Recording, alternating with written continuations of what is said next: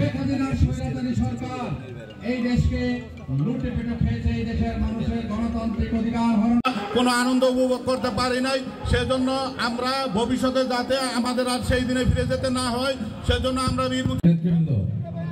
বন্ধুরা আমার একটি কথা বলে আমি শেষ করবো।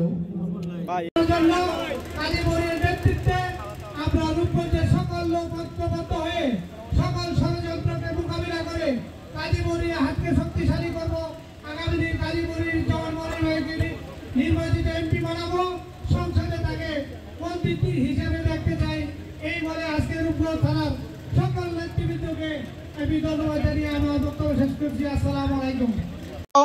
প্রথমে আমি অভিনন্দন জানাবো, শুভেচ্ছা জানাবো যারা এই পরিস্থিতি সৃষ্টি করে দিয়েছেন বাংলাদেশের মানুষের জন্য, তথা বৈষম্য বিরোধী আন্দোলনের যেই সমস্ত বীর শহীদ তাদের জীবন দিয়ে রক্ত দিয়ে আমাদের এই পরিবেশ সৃষ্টি করে দিয়েছেন, স্বাধীনতাকে অর্থবহ করেছেন।